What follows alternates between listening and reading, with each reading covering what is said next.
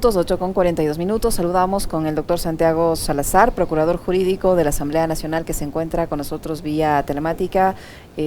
Doctor Salazar, buenos días, bienvenido, gracias por acompañarnos. Estamos con usted, Alexis Moncayo, quien le habla, Licenia Espinel. Hay polémica en la Asamblea Nacional a raíz de esta denuncia presentada por la presidenta de la Asamblea en contra de 93 asambleístas, denuncia que ya fue notificada, o investigación que comenzó y que ya han sido notificados por parte de la Fiscalía General del Estado. La fiscal ha salido a defender esta notificación, el inicio de esta indagación previa, y los asambleístas amenazan con un posible incluso juicio político en contra de la titular de la Fiscalía General del Estado, y aseguran que van a defender la institucionalidad de la Asamblea Nacional. ¿Qué decir frente a esta nueva polémica que se vive al interior de la Asamblea Nacional? Doctor Salazar, ¿es normal, es legal este procedimiento al que ha acudido la presidenta de la Asamblea de denunciar nada más y nada menos que a 93 asambleístas? Buenos días, bienvenido. Buenos días, estimados periodistas, buenos días, estimados ciudadanos que escuchan este prestigioso medio de comunicación.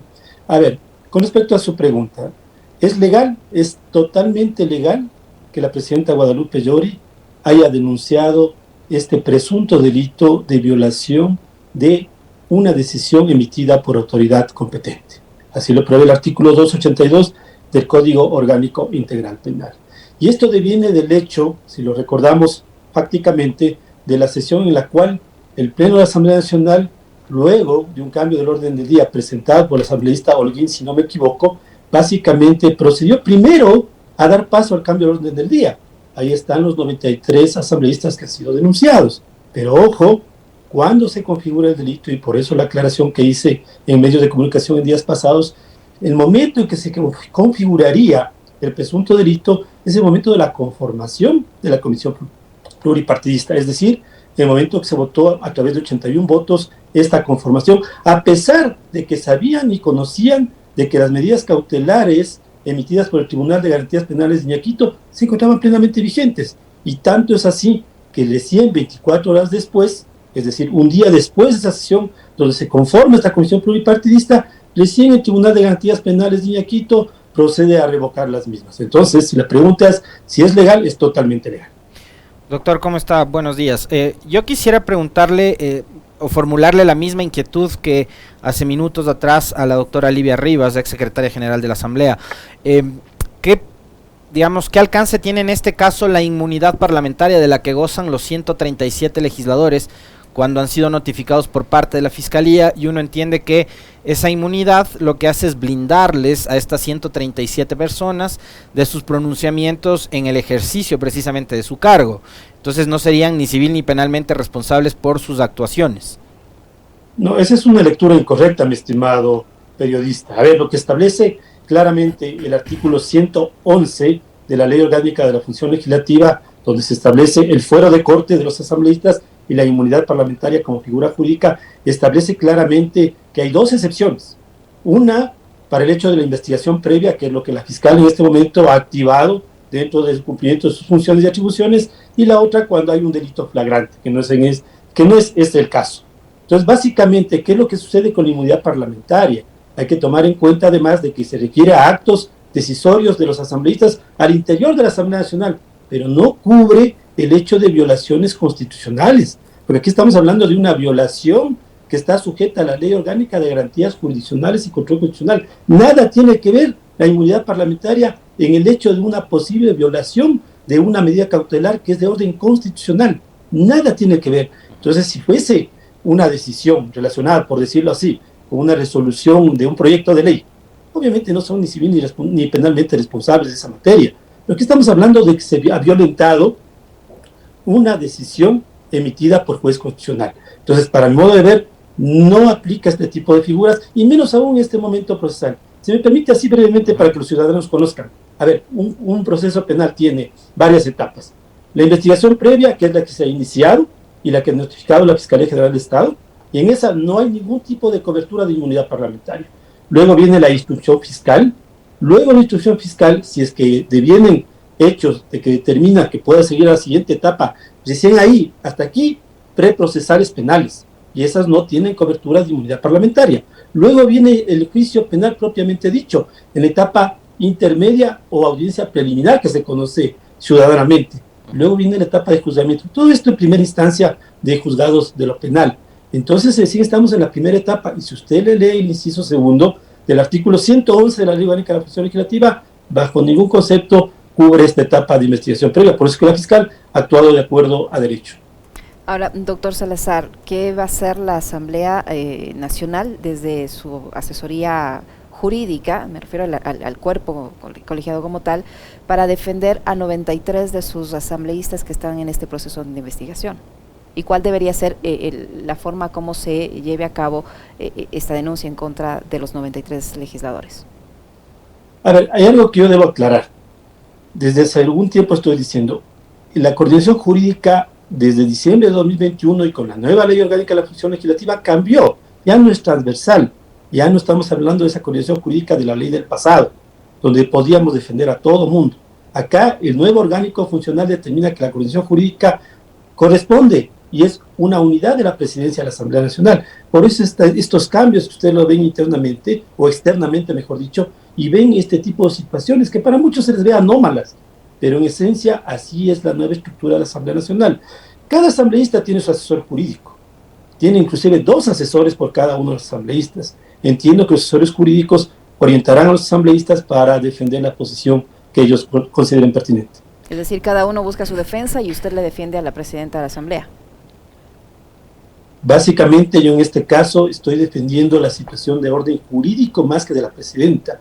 Yo soy el coordinador jurídico y en esa medida tengo que ver la legalidad de los actos. En muchas ocasiones se ha manifestado al interno y públicamente, se dijo antes de la sesión del Pleno, no pueden violar las medidas cautelares.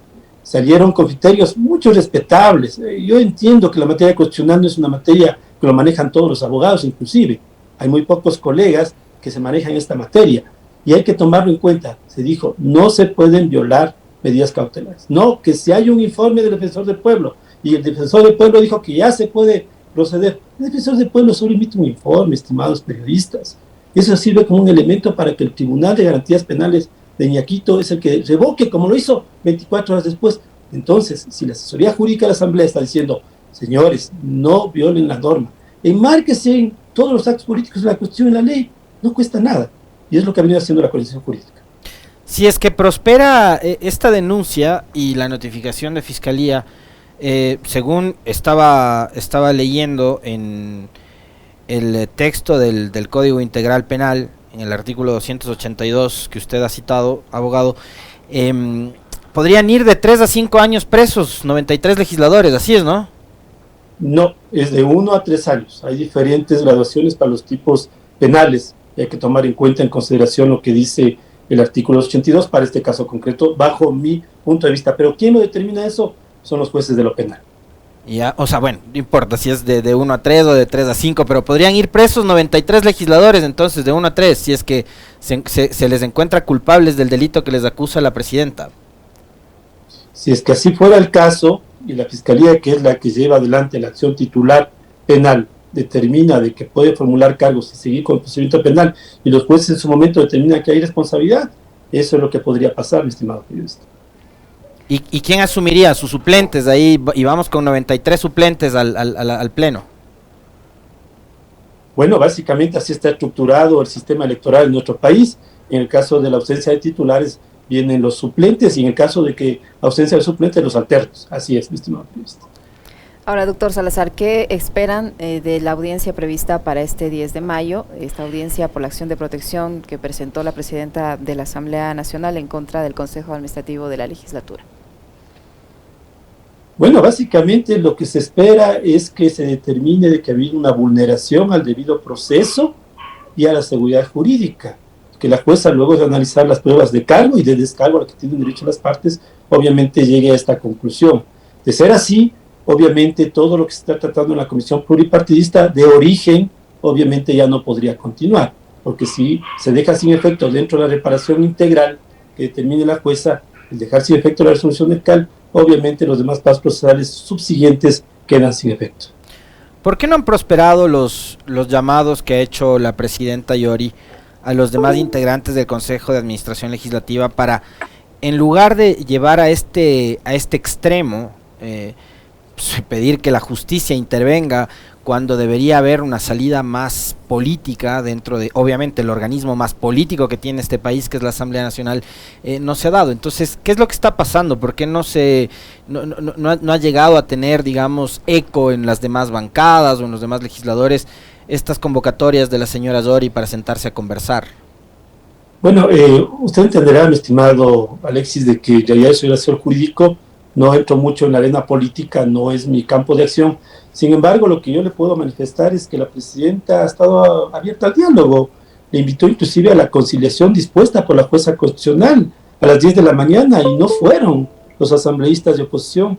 Yo entiendo, asumo, presumo, porque eso no me compete a mí, de que cada partido político ya tiene una meta cruzada, tiene un objetivo ya definido, y en ese objetivo de pronto no lo toman en cuenta la presidenta, más allá de que los vientos políticos pueden cambiar, mi estimado Alexis. Yo me hacía una reflexión este fin de semana y decía, no puedo creer que en el interior de la Asamblea Nacional esté sucediendo esto.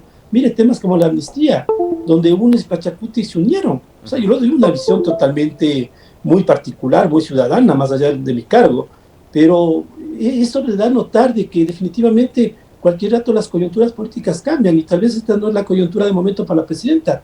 Tan solo puedo pensarlo así, pero que tal vez más adelante puede darse otro tipo de coyunturas. Pero lo que sí ha quedado claro es que la presidenta ha invitado a todos los sectores de la Asamblea Nacional a que se sienten, y lo ha dicho públicamente, lo vi en medios de prensa este fin de semana, les he llamado, les he convocado y no han venido, y se ha agotado el tema político, y obviamente ustedes mejor que yo conocen que todos vosotros, incluidos ustedes y yo, tenemos la obligación de cumplir y hacer cumplir la ley como ciudadanos ecuatorianos. Doctor Salazar, ¿en qué estado están estas denuncias que se han presentado en contra de la presidenta de la Asamblea Nacional, Guadalupe Llori, y que tendrán que ser tratadas, entendería, por el Comité de Ética de la Asamblea Nacional? Estas denuncias presentadas por el legislador Bruno Segovia, y hay otras que fueron presentadas en los últimos días por legisladores de UNES, también en contra de la presidenta de la Asamblea. Son dos procesos distintos. ¿En qué estado se encuentran y qué posibilidades tienen de resolverse? ¿Cuál debería ser el proceso en estos casos? Bueno, no he visto ninguna denuncia, por lo menos a través del sistema de gestión documental de la Asamblea, del asambleísta Bruno Segovia. No lo he visto, tal vez esté en alguna dependencia, con relación a las denuncias presentadas por el asambleísta Marcelo Holguín y el asambleísta Álvarez. Básicamente lo que debo comentarles es que ya pasó el periodo por el cual el Consejo de Administración Legislativa, debía haber calificado estas denuncias. Hay un proceso reglado, hay un proceso normado. Ahí es justamente, recordarán, cuando se hizo la denuncia de la usurpación de funciones. En este caso es totalmente similar.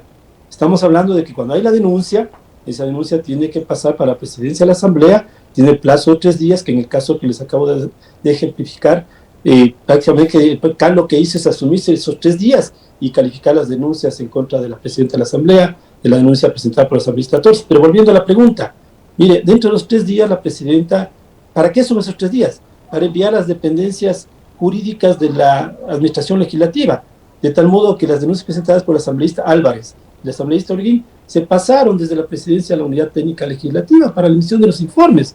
Eso es lo que se soslayó en el otro proceso.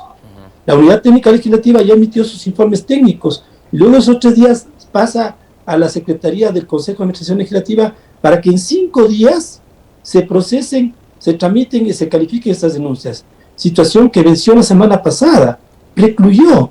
¿Y por qué precluyó? Porque los mismos asambleístas que están en la oposición de la presidenta actualmente no asistieron a la sesión. Entonces ya he escuchado por ahí vientos de que dicen que va a haber leguleyadas, situaciones jurídicas anómalas, pero por favor, si no asisten a la reunión, si es responsabilidad de los asambleístas que debían calificar dentro del plazo de 5 días, pues obviamente es responsabilidad de ellos. Entonces aquí dirán que el asesor jurídico es el asesor jurídico de la presidenta, y no es así, simplemente ya precluyó el plazo. Para mi modo de ver, desde el punto de vista jurídico, definitivamente estas denuncias ya no pueden prosperar jurídicamente hablando. Ahora, legisladores de UNES han convocado a la fiscal este miércoles para que comparezca ante la Comisión de Transparencia y Participación Ciudadana. Por otro lado, también ya se habla de que hay un intento de llevarla a juicio político por todo lo que está sucediendo y la notificación de la semana anterior, ¿no es cierto? Yo lo que veo ahí, doctor, es, digamos que el panorama un poco es que se va complejizando más, y le leí en algunas de las entrevistas que concedió la señora presidenta la semana anterior y le pregunto a usted, que es uno de sus hombres de confianza, ¿no está, digamos, en mente de la presidenta, de su equipo de trabajo más cercano, el presentar la renuncia? Ella ha dicho que como la posibilidad de una salida digna de este problema estaba planteada la oportunidad de irse, pero ahora ha dicho que no, que solo la saca Dios del cargo. Entonces, ¿no hay posibilidad alguna de que renuncie la presidenta Yori? Bajo ningún concepto de lo que yo he podido conversar con la presidenta, y eso tiene una sencilla razón. Aquí no ha habido ningún tipo de incumplimientos. Hay que considerar que las denuncias presentadas y que están tramitándose, por ejemplo, de la asambleísta Torres, habla de una apelación por incumplimiento. Por favor, una apelación en una sesión donde 40 personas alzan la mano. Yo les preguntaría a cualquier persona, a cualquier ciudadano común, ¿a quién le daban la palabra? ¿Al que más grita? ¿Al que más habla? No, no funciona así el proceso parlamentario. Para que haya una apelación debe estar en uso de la palabra o que la presidenta le conceda el uso de la palabra. Entonces, ¿de qué incumplimiento se puede hablar jurídicamente? Jurídicamente, no políticamente. De igual manera, se habla en esa denuncia de la asambleísta Torres, ¿cómo? Yo hasta ahora tengo esa confusión. Pero de la asambleísta Torres determina ¿qué? Que dice que la presidenta no ha tratado los puntos del orden del día relacionados, entre otros, los proyectos de seguridad ciudadana, como el uso progresivo de la fuerza, porque ha retrasado todos los plenos. ¿Perdón? ¿De quién es la atribución de tratar los proyectos de orden, los proyectos de ley? ¿De la presidenta o del Pleno de la Asamblea Nacional? Es del Pleno de la Asamblea Nacional. Lo que dice el artículo 129 de la Ley Orgánica de la Función Legislativa establece claramente que es el Pleno el que tiene que tratar los proyectos de ley. Y lo que debe hacer la presidenta, ya cumplido, es convocar a los plenos dentro de los 30 días que manda la norma. Entonces, ¿de qué incumplimientos puede hablarse? Y si no hay incumplimientos a decir de la presidenta de la Asamblea Nacional, la pregunta es ¿por qué debería renunciar? Muy bien. Muchísimas gracias, doctor Salazar, por su tiempo y por la información que nos ha proporcionado. Vamos a estar pendientes de cómo evoluciona esta crisis en la Asamblea Nacional. Le agradecemos por su tiempo y por habernos acompañado en esta entrevista, doctor. Muy amable, gracias. A ustedes por este espacio. Un buen día.